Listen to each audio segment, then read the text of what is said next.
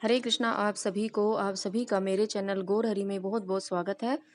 तो देखिए, आज की वीडियो में मैं बताने वाली हूँ कि जब हम पूरे सावन व्रत करते हैं या हम सोमवार का ही व्रत करते हैं सावन मास में, तो जब हम उद्यापन करते हैं तो हमें किन किन चीज़ों का दान देना है। तो देखिए, सबसे पहली बात है कि हमें माता पार्वती के लिए लेनी है एक साड़ी। और आप किसी भी कलर की साड़ी ले सकते हैं, बस उसका रंग काला या ब्लू ना हो, इस बात का आपको ध्यान रखना है। हरी और लाल कलर की ज़्यादा शुभ मानी जाती है। तो इस प्रकार मैंने ये साड़ी ली है और उस पर आपको रखना है श्रृंगार का सामान। श्रृंगार में आप कुछ भी रख सकते हैं जो आपकी श्रद्धा हो। चूड़ी वगैरह तो आपको रखनी ही है, सिंदूर, बिंदी और मेहंदी की कीप, ये सब आपको रखना ही है। और इसके अलावा जैसे आपसे बनता है, चांदी की पजें भी रख सकते हैं या चांदी के छोटी छोटी चुटकी आती हैं तो आप वो भी रख सकते हैं। जो भी आपसे श्रद्धा हो वो आप रख सकते हैं।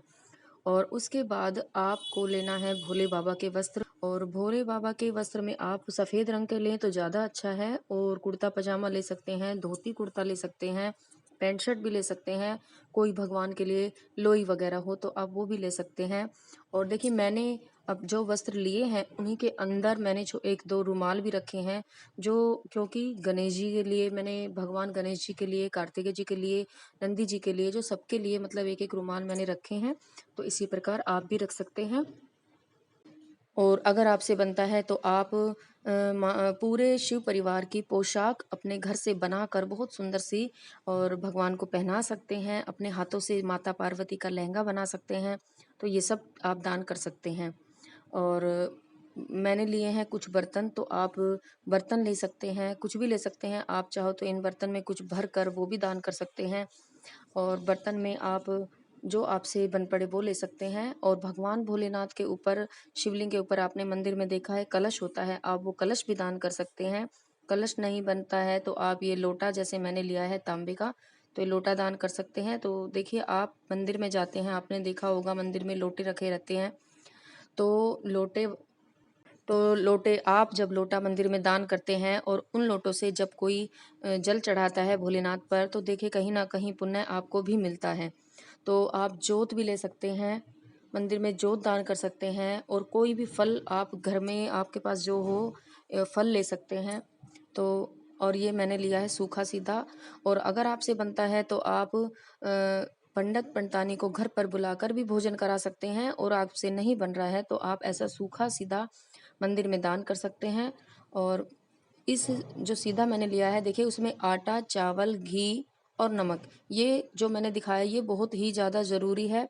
इसके अलावा आप इसको बढ़ा सकते हैं, आप इसमें दाल ले सकते हैं, कोई भी ले सकते हैं, राजमा, चावल, आपके पास जो भी दान बनता है आप वो ले सकते हैं।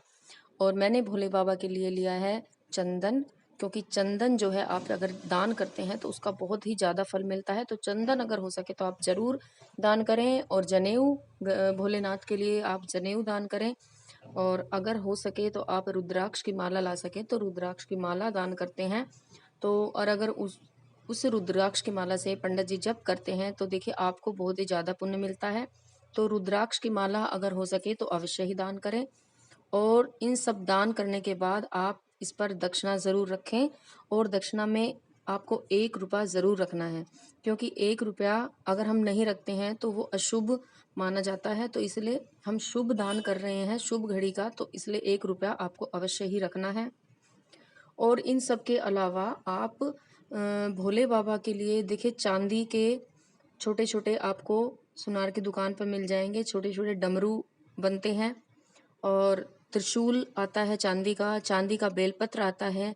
तो इस तरह से भी अगर आपकी श्रद्धा हो, आपकी आर्थिक स्थिति अच्छी है, तो आप इन सब का भी दान कर सकते हैं।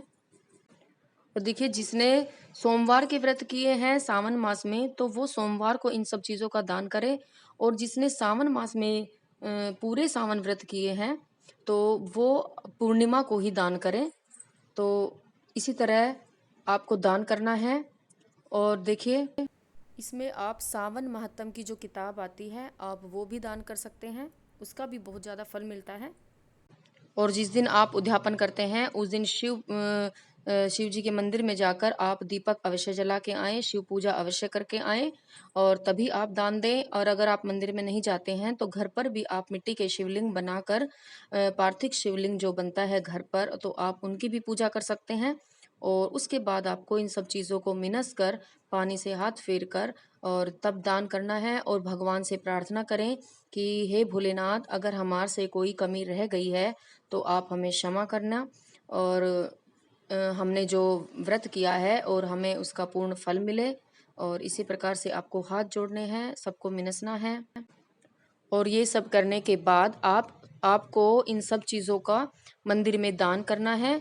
और अगर आप मंदिर में नहीं तो आपके पड़ोस में कोई पंडित वगैरह हैं, कोई जिसको भी आप करना चाहें, कोई बड़े हैं तो आप उनको भी दान कर सकते हैं।